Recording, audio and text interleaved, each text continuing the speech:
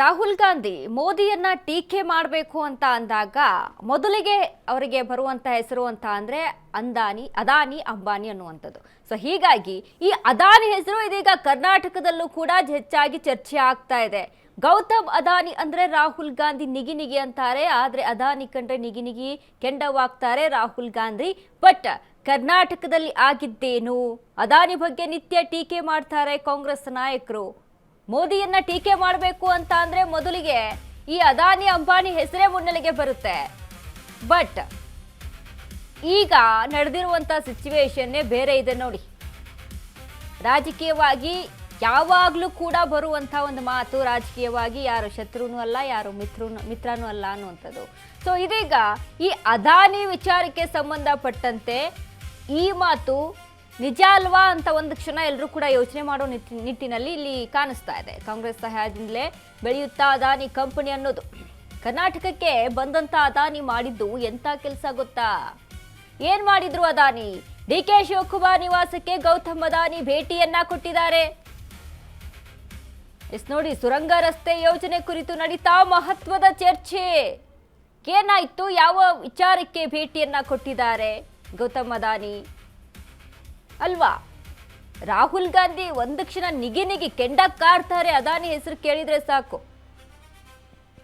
ಇನ್ನೇನಿದೆ, ಕೇಂದ್ರದಲ್ಲಿ ಮೋದಿ ಅವರನ್ನ ಟೀಕೆ ಮಾಡಬೇಕು, ಕೇಂದ್ರದ ಸರ್ಕಾರವನ್ನ ಟೀಕೆ ಮಾಡಬೇಕು ಅಂತ ಅಂದ್ರೆ ವಿಪಕ್ಷಗಳು ಮೊದಲು ತೆಗೆದುಕೊಳ್ಳುವಂತ ಹೆಸರು ಎಲ್ರಿ ಹೋಗುತ್ತೆ ದುಡ್ಡು ಅಂತ ಅಂದಾಗ, ಕರ್ನಾಟಕ ಇಷ್ಟು ಟ್ಯಾಕ್ಸ್ ಕಟ್ಟುತ್ತೆ, ಆ ಟ್ಯಾಕ್ಸ್ ಹಣ ಎಲ್ಲಿ ಹೋಗುತ್ತೆ ಅಂತ ಅಂದಾಗ, ಅಥವಾ ಈ ದೇಶದ ಹಣ ಎಲ್ಲಿ ಹೋಗುತ್ತೆ ಅಂತ ಅಂದಾಗ ಕೆಲವೊಂದು ಆರೋಪಗಳನ್ನ ಮಾಡಿ ಅದಾನಿ ಅಂಬಾನಿ ಹೆಸರು ಮುನ್ನೆಲೆಗೆ ಬರುತ್ತೆ.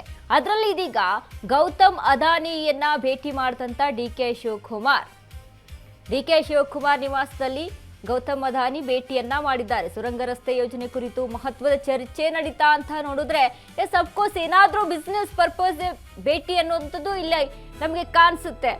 ಹೌದು, ಒಂದ್ ಕಡೆ ಈಗ ಡಿಕೆ ಶಿವಕುಮಾರ್ ರಾಜ್ಯದ ಮುಖ್ಯಮಂತ್ರಿ ಆಗಿದ್ದಾರೆ. ಬಟ್ ಡಿಕೆ ಶಿವಕುಮಾರ್ಗೆ ಬಿಸ್ನೆಸ್ ಮೈಂಡ್ ಇಲ್ವಾ ಅಂತ ನೋಡಿದ್ರೆ ನಿಜಕ್ಕೂ ಕೂಡ ಅದು ಸಾಧ್ಯ ಇಲ್ಲ. ಯಾಕಂದ್ರೆ ಡಿಕೆ ಶಿವಕುಮಾರ್ ಬಿಸ್ನೆಸ್ ಮೈಂಡ್ ತುಂಬಾ ಈಗಾಗಲೇ ನೋಡಿ, ಅವರ ಆಸ್ತಿ ವಿಚಾರಕ್ಕೆ ಸಂಬಂಧಪಟ್ಟಂತೆ ಇತ್ತೀಚೆಗೆ ಚರ್ಚೆ ಆಗ್ತಾ ಇತ್ತು. ಏನ್ರಿ ಸಾವಿರಾರು ಕೋಟಿ ಮಾಡ್ಬಿಟ್ಟವ್ರೆ ಡಿಕೆ ಶಿವಕುಮಾರ್ ಅಂತ ಅಂದಾಗ, ಅಂದ್ರೆ ಅವರ ಬಿಸ್ನೆಸ್ ಎಲ್ಲೆಲ್ಲೆಲ್ಲ ಅಪ್ಕೊಂಡಿದೆ ಅಂದ್ರೆ ಈ ಪರ್ಸನಲ್ ಆಗಿ ವೈಯಕ್ತಿಕವಾಗಿ ಇದನ್ನ ನೋಡೋದಾದ್ರೆ, ಇನ್ನು ಅದು ರಾಜಕೀಯವಾಗೂ ಕೂಡ ಬಿಸ್ನೆಸ್ ಮೈಂಡ್ ಬಂತು ಅಂತ ಅಂದಾಗ ಅಫ್ಕೋರ್ಸ್ ಈಗ ಗೌತಮ್ ಅದಾನಿ ಅಂತ ಅಂದ್ರೆ he is a best business man. ಇವರಿಬ್ಬರ ಭೇಟಿ ಯಾಕಾಯ್ತಪ್ಪ?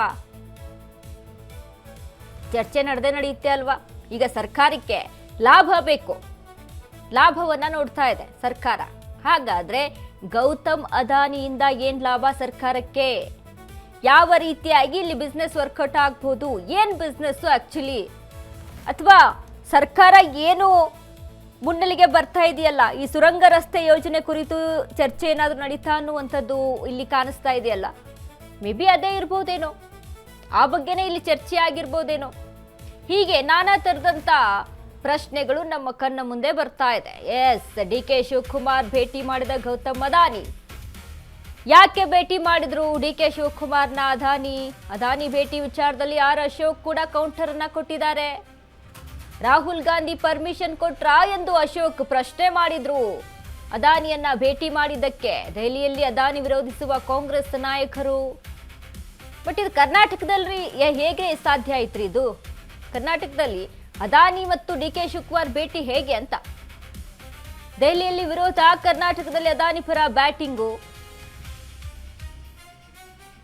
ಡಿಕೆ ಶಿವಕುಮಾರ್ ಯಾಕೆ ಹೀಗೆ ನಡೆದುಕೊಳ್ತಿದ್ದಾರೆ ಅಂತ ಆರ್ ಅಶೋಕ್ ಪ್ರಶ್ನೆ. ಡಿಕೆಶಿ ಮತ್ತು ಕಾಂಗ್ರೆಸ್ ನಡೆಯನ್ನ ಟೀಕಿಸಿದಂತ ಆರ್ ಅಶೋಕ್, ಎಸ್, ಟೀಕೆ ಆಗದೆ ಇರುತ್ತಾ ಈ ವಿಚಾರ? ಮಾತೆತ್ತಿದ್ರೆ ಬಿಜೆಪಿಗೆ ನೀವು ಏನಂತ ಟೀಕೆ ಮಾಡ್ತೀರಿ? ಅದಾನಿ ಅನ್ನುವಂಥ ಹೆಸರನ್ನ ಇಟ್ಕೊಂಡು ರಾಹುಲ್ ಗಾಂಧಿ ಅವರೇ ಯಾವ ರೀತಿಯಾಗಿ ನೀವು ಟಿಪ್ಪಣಿ ಮಾಡ್ತೀರಿ? ಇಲ್ಲಿ ಕರ್ನಾಟಕದಲ್ಲಿ ಮಾಡಿಲ್ವಾ ಅಂತ ಅಂದ್ರೆ, ಕರ್ನಾಟಕದಲ್ಲಿ ಎಷ್ಟೋ ನಾಯಕರು ಅದಾನಿ ಹೆಸರನ್ನ ಮುನ್ನೆಲೆಗೆ ಇಟ್ಕೊಂಡು ಟೀಕೆ ಮಾಡಿದುಂಟು ಬಿಜೆಪಿಗೆ. ಬಟ್ ಇದನ್ನ ವಿಪಕ್ಷಗಳು ಸುಮ್ಮನೆ ಬಿಡ್ತಾವ? ಕರ್ನಾಟಕದಲ್ಲಿ ಡಿಕೆ ಶಿವಕುಮಾರ್ ಮತ್ತು ಅದಾನಿಯ ಭೇಟಿಯನ್ನ ಸುಮ್ಮನೆ ಕಣ್ ತೆಕ್ಕೊಂಡು ಸುಮ್ಮನೆ ನೋಡ್ಕೊಂಡು ಕೂತಿರ್ತಾರ ಅಂತ ಅನ್ಕೊಂಡಿದ್ದೀರಾ? ಸಾಧ್ಯವೇ ಇಲ್ಲ. ಅದ್ರ ಬಗ್ಗೆ ಮಾತಾಡ್ತಾರೆ. ಅದರಲ್ಲೂ ಆರ್ ಅಶೋಕ್ ಇದ್ರ ಬಗ್ಗೆ ಮಾತಾಡಿದ್ದಾರೆ ನೋಡಿ. ಏನು ರಾಹುಲ್ ಗಾಂಧಿ ಪರ್ಮಿಷನ್ ಕೊಟ್ರಾ ನಿಮಗೆ ಅದಾನಿಯನ್ನು ಭೇಟಿ ಮಾಡೋದಕ್ಕೆ? ಏನು ವಿಚಾರ, ಏನು ಅರ್ಥನೇ ಆಗ್ತಿಲ್ವಲ್ಲ, ಏನಿದು ಅನ್ನುವಂಥ ನಿಟ್ಟಿನಲ್ಲಿ ಚರ್ಚೆ ಆಗ್ತಾ ಇದೆ ಅಲ್ವಾ? ಒಂದು ಕಡೆ ಯಾವ ಲೆವೆಲ್ಗೆ ಶತ್ರುತ್ವ ಇರುತ್ತೆ ಅಥವಾ ಯಾವ ಲೆವೆಲ್ಗೆ ಟೀಕೆಗಳಿರುತ್ತೆ ಅಂತ ಅಂದಾಗ ಅದು ನಮಗೆ ಒಂದೇ ಫ್ರೇಮಲ್ಲಿ ಕಾಣಿಸ್ದಾಗ ಏನಂತ ತಿಳ್ಕೋಬೇಕಪ್ಪ, ಯಾವ ರೀತಿಯಾಗಿ ಊಹಿಸ್ಕೊಳ್ಬೇಕು ರಾಜಕೀಯ ನಾಯಕರಲ್ಲಿ ಇವೆಲ್ಲ ಏನು ಅಂತ. ಎಸ್, ಹಾಗಾದ್ರೆ ಟನಲ್ ರೋಡ್ ಅದಾನಿಗೆ ಫಿಕ್ಸ್ ಆಗುತ್ತಾ? ಇಲ್ಲಿ ಹೆಬ್ಬಾಳದಿಂದ ಸಿಲ್ಕ್ ಬೋರ್ಡ್ ನಡುವೆ ಸುರಂಗ ರಸ್ತೆ ನಿರ್ಮಾಣ ಆಗ್ತಾ ಇದೆ. ಸುಮಾರು 17 ಕಿಲೋಮೀಟರ್ ಉದ್ದದಂತ ಸುರಂಗ ರಸ್ತೆ ನಿರ್ಮಾಣಕ್ಕೆ